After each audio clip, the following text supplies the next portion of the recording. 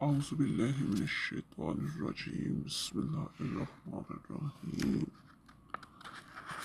آج ہمارا سیرت نبی پاک صلی اللہ علیہ وسلم کے حوالے سے سبق ہے کہ نبوت کی ضرورت اور حقیقت۔ اس کے اندر ہم سب سے پہلے کیا پڑھنے والے ہیں؟ اس کے اندر ہم پڑھنے والے انسان کی سب سے بڑی ضرورت۔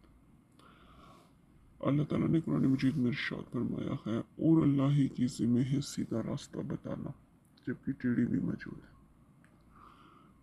توحید اور رحمت کی دلائل پیش کرتے ہوئے یہاں شرع نبوت کی دلیل پیش کر دی گئی ہے۔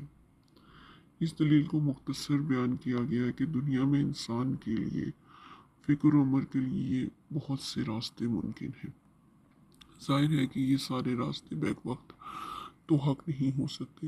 سچائی کا ایک ہی راستہ ہے اور صحیح حیات صرف ایک ہی ہو سکتا ہے جو صحیح نظریہ حیات پر مبنی ہو۔ اس صحیح نظریے اور صحیح راہ سے واقف ہونا انسان کی سب سے بڑی ضرورت ہے، جبکہ اصل بنیادی ضرورت یہی ہے۔ دوسری تمام چیزیں تو انسان کی صرف ان ضروریات کو پورا کرتی ہیں جو ایک اونچے درجے کا جانور ہونے کی حیثیت سے اس کو لاحق ہوا کرتی ہیں، مگر یہ ایک ضرورت ایسی ہے جو انسان ہونے کی حیثیت سے اس کو لاحق ہے۔ یہ اگر پوری نہ ہو تو اس کے معنی یہ ہے کہ انسان کی ساری زندگی ہی ناکام ہو گئی۔ اب غور کیجئے کہ جس خدا نے آپ کو وجود میں لانے سے پہلے آپ کے لیے یہ سارا ساز و سامان جمع کر رکھا، اس نے وجود میں لانے کے بعد آپ کی یہ حیوانی زندگی کی ایک ایک ضرورت کو پورا کرنے کا بہترین انتظام کیا۔ کیا اس سے یہ توقع رکھتے ہیں کہ اس نے آپ کی انسانی زندگی کی سب سے بڑی اور اصل ضرورت کو پورا کرنے کا انتظام نہ کیا ہوگا؟ نہیں، یہ انتظام تو جو نبوت کے ذریعے کیا گیا ہے۔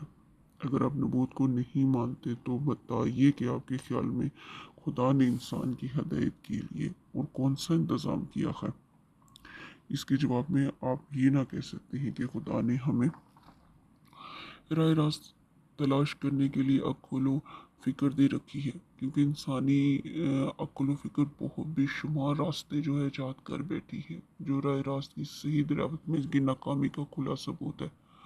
اور نہ آپ یہ کہہ سکتے ہیں کہ خدا نے ہماری رہنمائی کا کوئی انتظام نہیں کیا، کیونکہ خدا کے ساتھ اس سے بڑھ کر بدگمانی اور کوئی نہیں ہو سکتی کہ وہ جانور ہونے کی حیثیت سے تو آپ کی مکمل ناشما کرتا ہے، مکمل انتظام کرے، مگر انسان ہونے کی حیثیت سے آپ کو یوں ہی تاریکیوں میں بھٹکنے اور ٹھوکریں کھانے کے لیے چھوڑ دے۔